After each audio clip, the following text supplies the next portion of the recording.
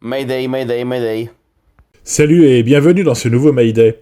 Aujourd'hui, c'est de l'étiquette et plus généralement de comportement sur l'eau ou au port que nous allons parler. Quand on parle d'étiquette ou d'éducation, il faut pas attendre longtemps avant de se faire traiter de vieux crouton qui n'a pas évolué, de conservateur ou de je ne sais quel nom d'oiseau.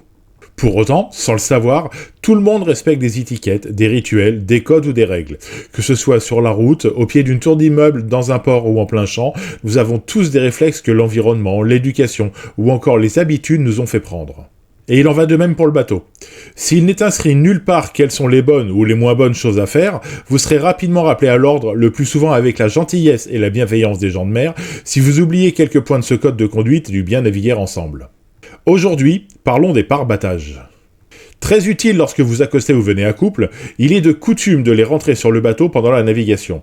À cela, plusieurs raisons. La première est esthétique. Un bateau est plus joli à regarder sans ses boudins, d'autant plus qu'ils sont souvent salis par de la boue. Ensuite, car il laisse dans l'eau une empreinte importante qui va, pour les bateaux à moteur, faire consommer plus de carburant. Et, au prix actuel du litre d'essence, chaque économie est bonne à prendre. Puis, souvent, les pare-battages ne sont pas tous de couleur identique, donnant au bateau croisé une apparence plus que bigarrée, à la limite du clownesque.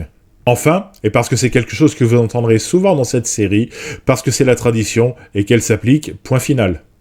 C'est pour toutes ces raisons que, une fois sortis du port et lorsqu'il n'y a plus de risque de choc, les pare-battages repassent à l'intérieur du bateau. Voilà, c'est la fin de ce premier Mayday à tradition. J'espère qu'il vous aura plu. Vous êtes de plus en plus nombreux à me suivre et je vous en remercie. N'hésitez pas à liker cette vidéo et vous abonner pour plus d'informations sur la mer et le monde du nautisme. Si vous êtes sur l'eau, je vous souhaite du beau temps et bon vent!